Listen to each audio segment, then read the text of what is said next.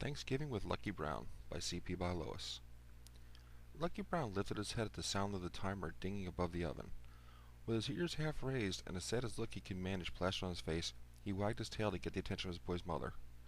Jill looked down at him and shook her head. No. While spoken with soft gentleness, the word forced Lucky's head back down onto the tile floor. For the better part of the day, he stayed close to the kitchen, even going so far as to ignore his boy's calls to go outside and play, in the hope something of the sweet-smelling food would fall to the floor.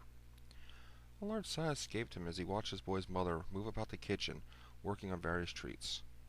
Had he understood what was happening, he could have taken solace in the fact it was a yearly ritual.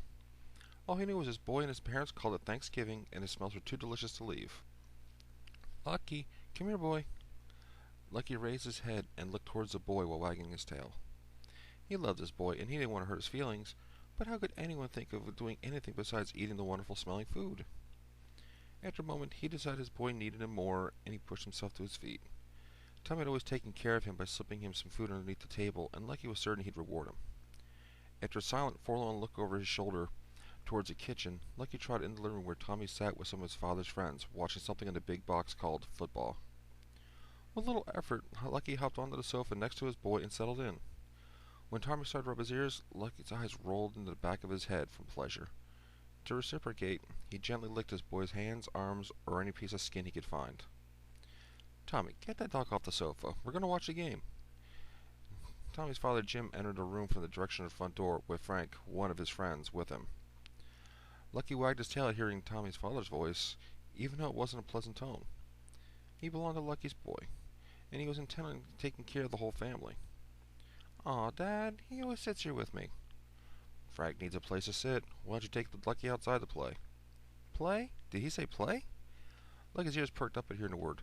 Maybe playing wouldn't be such a bad idea, while he waited for a treat. See? He hasn't been out all day. Fine. Tommy slid off the sofa and ran towards the door. Come on, Lucky. Without hesitating, Lucky leapt from the sofa and followed his boy. Don't forget your coat. Tommy grabbed his coat from its resting place at the back of the chair by his mother's desk and paused at the door, looking at Lucky. So you want to go out and play, boy? Lucky let a half-bark, half-snort sound and pranced backwards a couple of steps. For 70-pound black lab Akita mix, his grace was unmatched by any house, even in Tommy's cap mittens paled in comparison. Chuckling at seeing Lucky's excited reaction, Tommy opened the door and the two burst into the backyard. Until the scent of the cool fall air, Lucky hadn't felt the need to go outside. Now, with the air filling his lungs, he hurried to the first of the handful of spots where he marked his territory.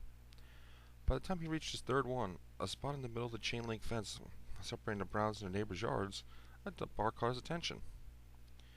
Since Lucky arrived in the Brown household a couple of years earlier, the neighbor's dog, an utterly Irish setter, was his biggest rival.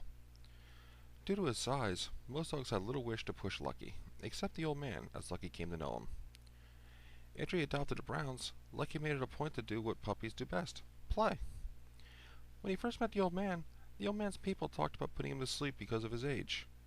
While Lucky didn't know what that meant, he felt it was wrong to approach the older dog, but he did it anyway. His boy's parents seemed worried the old man would bite him, but Lucky was an inquisitive and curious pup.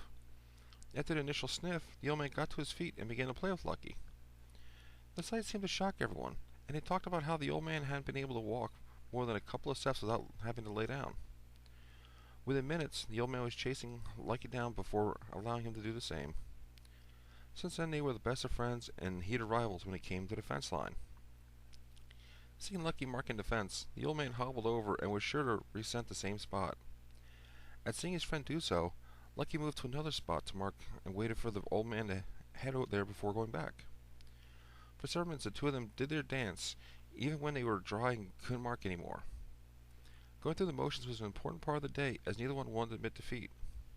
Lucky, come on, boy. Lucky looked towards his boy as Tommy stood by the back door. For a brief moment, Lucky felt a pang of guilt shoot through him at not having played with his boy. But at seeing Tommy's face, he understood his boy enjoyed watching him. Wishing nothing more than to please his boy in return, Lucky hurried towards him. As luck would have it, the smell of the finished dinner greeted his senses.